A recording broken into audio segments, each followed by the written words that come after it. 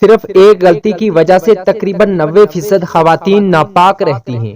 عورتوں پر غسل کب واجب ہوتا ہے اور غسل کا کیا طریقہ ہے؟ اکثر شادی شدہ عورتیں ایک غلطی کرتی ہیں جس کی وجہ سے وہ ناپاک رہتی ہیں۔ صرف شادی شدہ کے لیے۔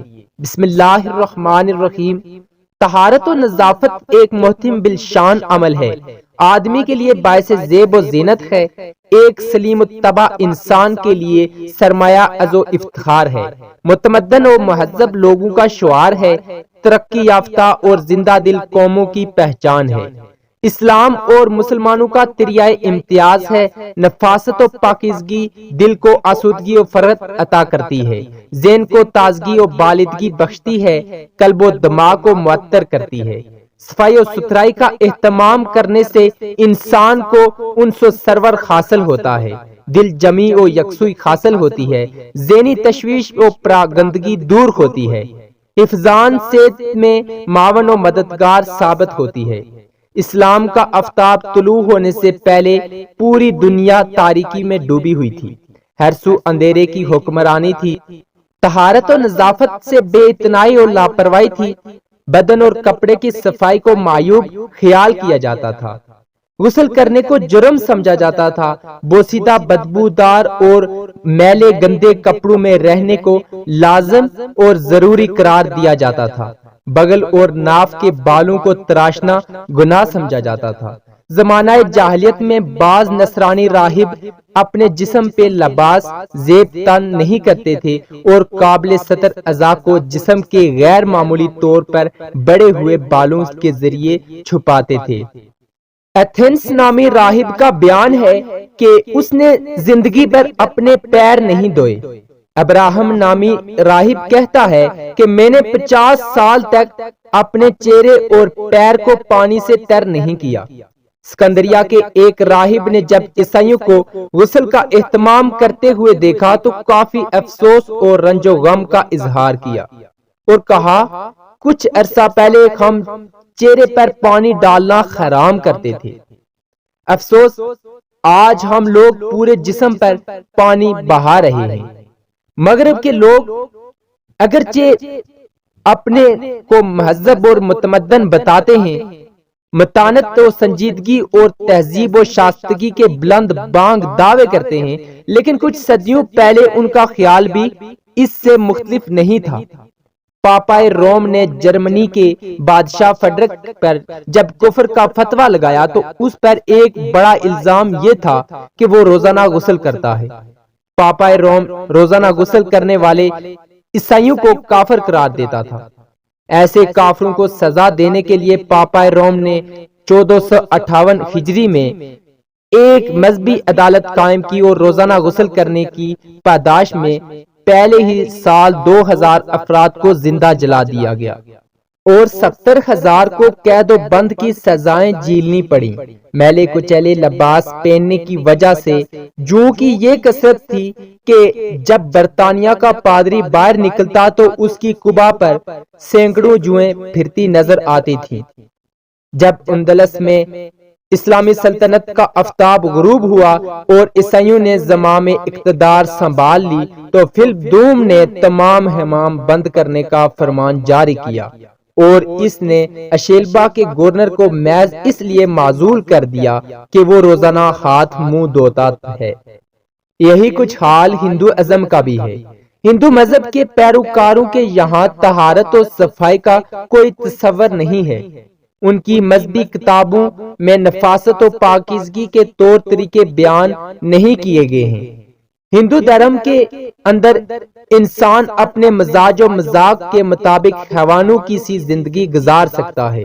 چند سال قبل ہندوستان کے سابق وزیر اعظم مورارجی دیسائی کا یہ بیان ملک کے مشہور و معروف جرائد اور بڑے بڑے اخبارات میں شائع ہوا تھا کہ میں روزانہ صبح اپنا پیشاب پیتا ہوں۔ سکھوں کے یہاں سر منڈے زیر ناف کے بال تراشنے سے انسان مذہب سے خارج ہو جاتا ہے۔ ختنہ کرنا ان کے یہاں بڑا جرم سمجھا جاتا ہے۔ غرض یہ کہ اسلام کے علاوہ تمام مذاہب و طہارت و صفائی کی تعلیمات سے یکسر حالی ہیں۔ بلکہ ان مذاہب میں طہارت و صفائی کا اہتمام کرنے والا انسان قابل سزا سمجھا جاتا ہے۔ یہ مذہب اسلام کا ہی دریائے امتیاز ہے کہ اس نے نظافت و طہارت پر غیر معمولی توجہ دی ہے۔ غم گشتہ رائے انسانیت کو اس سلسلہ میں اعلیٰ درس دیا ہے۔ بڑی شرح و بسط کے ساتھ اس کے آداب اور طور طریقے بیان کیے گئے ہیں، جن کو اختیار کرنے سے ایک سلیم الطبع انسان کو آسودگی اور اطمینان نصیب ہوتا ہے، غیر معمولی فرحت اور شادمانی حاصل ہوتی ہے، چہرے پر تازگی اور نورانیت محسوس ہوتی ہے۔ آپ نے غور کیا ہوگا کہ طہارت کے مسائل بہت سے تفصیل کے ساتھ بہت سے موضوعات ایسے ہیں کہ جو انسان کی ظاہری زندگی نہیں بلکہ اس کی نجی اور ذاتی زندگی سے متعلق بھی ہیں، لیکن اس طرح ان کو پڑھانا سکھانا بھی ایک ضرورت ہے، کیونکہ آپ صلی اللہ علیہ وآلہ وسلم نے انصار کی خواتین کی تعریف کی کہ انصار کی خواتین کتنی اچھی ہیں، جنہیں خیات دین کا علم حاصل کرنے سے نہیں روکتا۔ ہم دیکھتے ہیں کہ انسان اگر اللہ کے بتائے ہوئے طریقے کے مطابق زندگی بسر کرتا ہے تو خیر ہی خیر ہے، اور وہ خیر صرف اس کی اپنی ذات تک ہی نہیں، بعض اوقات دوسروں کی بھلائی کا ذریعہ بھی بن جاتی ہے۔ ام المومنین حضرت سلمہ رضی اللہ تعالی عنہا روایت کرتی ہیں کہ ام سلیم رضی اللہ تعالی عنہا نے رسول اللہ صلی اللہ علیہ وآلہ وسلم سے کہا، اے اللہ کے رسول صلی اللہ علیہ وآلہ وسلم، یقیناً اللہ حق سے نہیں شرماتا، یعنی حق بات اور اہم بات کو واضح کرنا ضروری ہوتا ہے، اور اس معاملے میں شرم سے کام نہیں لینا چاہیے، کہیں ایسا نہ ہو کہ انسان انجانے میں غلط کام کرتا رہے۔ تو یہ کہہ کر انہوں نے مسئلہ پوچھا کہ کیا عورت پر غسل واجب ہے جبکہ اس کو احتلام ہو؟ تو آپ صلی اللہ علیہ وآلہ وسلم نے فرمایا، ہاں، جب کپڑوں پر نشان دیکھے تو اس پر غسل واجب ہوگا۔ ام سلمہ رضی اللہ تعالی عنہا نے شرم سے منہ چھپا لیا اور عرض کیا، اے اللہ کے رسول صلی اللہ علیہ وسلم، کیا عورت کو بھی احتلام ہوتا ہے؟ تو آپ صلی اللہ علیہ وآلہ وسلم نے فرمایا، ہاں ہوتا ہے، تیرا داہنا ہاتھ خاک آلود ہو، یعنی یہ ایک پیار کی ڈانٹ تھی، اور اس میں ہو سکتا ہے کہ مزاج کا فرق ہو، بعض خواتین کے ساتھ ایسا نہ ہو اور بعض کے ساتھ ایسا ہو، لیکن اس میں اصل چیز فلو ہے۔ اگر فلو یعنی پانی کا بہاؤ زیادہ ہو تو کہیں ایسا نہ ہو کہ لکوریا وغیرہ کے ساتھ اس کو جوڑ دیا جائے، یعنی دونوں چیزوں میں فرق ہے۔ اور احتلام سوتے وقت ہوتا ہے، اور اگر سو کر اٹھنے پر انسان اپنے کپڑوں پر زیادہ ڈسچارج دیکھے تو پھر بھی غسل کرنا ضروری ہے، اور اگر احتلام کی کیفیت انہیں یاد ہو لیکن نشان نہ پائیں تو غسل فرض نہیں ہوگا۔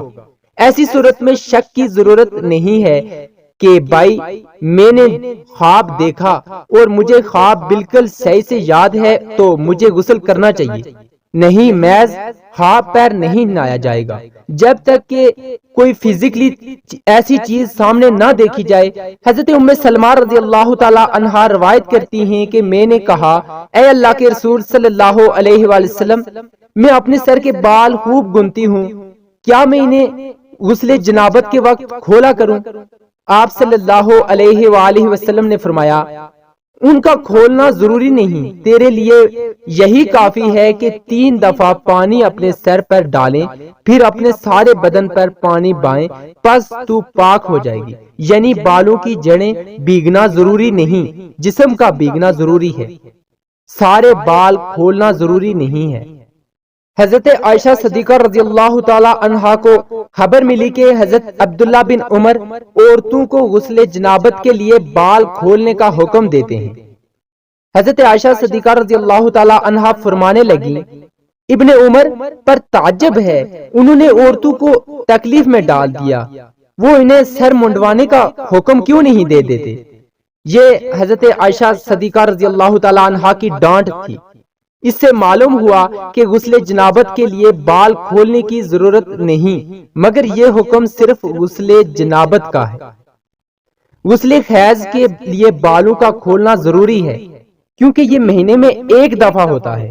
حضرت عائشہ صدیقہ رضی اللہ تعالی عنہا سے روایت ہے کہ رسول اللہ صلی اللہ علیہ وآلہ وسلم نے غسل حیض کے لیے فرمایا اپنے بال کھولو اور غسل کرو۔ اس میں آپ دیکھیں کہ دونوں چیزوں میں فرق کیوں ہے، دونوں کی نوعیت میں فرق ہے، اور حیض ایک نجاست کی کیفیت بھی ہے۔ حیض کے بعد نہانا، نہانے کے بعد خوشبو لگانا، خاص طور پر اس کا سارا حکم آتا ہے، لیکن غسل جنابت میں نجاست کی وہ کیفیت نہیں ہے، یعنی حیض اور پانی ان دونوں کے حکم میں بھی فرق ہے۔ بعض علماء کے خیال میں یہ پانی ناپاک چیز ہے، اگر کسی کپڑے وغیرہ پر لگ جائے تو وہ کپڑا ناپاک نہیں ہوگا، اسے خشک ہونے پر کھرچ کے صاف کر دیا جائے تو کپڑا صاف ہو جائے گا۔ لیکن حیض پر آپ صلی اللہ علیہ وآلہ وسلم نے فرمایا کہ اسے چٹکیوں سے مل مل کر دھویا جائے، تو ان دونوں میں یہ فرق ہے کہ دونوں کے غسل کے حکم میں بھی فرق ہے۔ ایک میں بال کھولے جائیں گے اور بال بھی دھوئے جائیں گے، اور بالوں کی جڑیں بھی دھوئی جائیں گی، جبکہ دوسرے میں بال کھولنا اور پورے بال دھونا ضروری نہیں۔ بہت سی خواتین کو ان مسائل کا پتہ نہیں ہوتا، بعض اوقات ان کی وجہ سے شوہر کی نافرمانی اور آپس کے تعلقات میں فرق آ جاتا ہے۔ اگر دین کا صحیح مسئلہ پتہ ہو تو انسان ان تمام مشقتوں سے بچ جاتا ہے اور ایک نارمل روٹین کی لائف گزار سکتا ہے۔ تو معلوم ہوتا ہے کہ عورت پر غسل اس وقت واجب ہوتا ہے جب کہ وہ ماہواری حیض سے پاک ہو۔ اسی طرح جب نفاس سے پاک ہو یا شوہر کے ساتھ ازدواجی تعلقات کرے تو ان تین صورتوں میں غسل واجب ہوتا ہے۔ کافر مرد یا عورت جانب ہے یا حیض و نفاس والی کافرہ عورت اب مسلمان ہوئی، اگرچہ اسلام سے پہلے حیض و نفاس سے فراغت ہو چکی، صحیح یہ ہے کہ ان پر غسل واجب ہے۔ ہاں اگر اسلام لانے سے پہلے غسل کر چکے ہوں یا کسی طرح تمام بدن پر پانی بہہ گیا ہو تو صرف ناک میں نرم باندھ تک پانی چڑھانا کافی ہوگا۔ یہی وہ چیز ہے جو کفار سے ادا نہیں ہوتی۔ پانی کے بڑے بڑے گھونٹ پینے سے کلی کا فرض ادا ہو جاتا ہے، اور اگر یہ بھی باقی رہ گیا ہو تو اسے بجا لائیں۔ غیر جتنے اعضاء کا دھلنا غسل میں فرض ہے، جماع وغیرہ اسباب کے بعد اگر وہ سب بحالت کفر ہی دھل چکے تھے تو اسلام کے بعد غسل ضروری نہیں، ورنہ جتنا حصہ باقی ہو اتنے کا دھو لینا فرض ہے، اور مستحب تو یہ ہے کہ بعد اسلام پورا غسل کرے۔ مسلمان میت کو نہلانا مسلمانوں کا فرض کفایہ ہے۔ اگر ایک نے نہلا دیا سب کے سر سے اتر گیا، اور اگر کسی نے نہیں نہلایا تو سب گناہگار ہوں گے۔ عورت جانب ہوئی اور ابھی غسل نہیں کیا تھا کہ حیض شروع ہو گیا تو چاہے اب نالے یا بعد حیض ختم ہونے کی، عورت ہو یا مرد، جمعے یا عید کے دن غسل جنابت کیا اور جمعے اور عید وغیرہ کی نیت بھی کر لی، سب ادا ہو گئی اگر اسی غسل سے جمعہ اور عید کی نماز ادا کر لے۔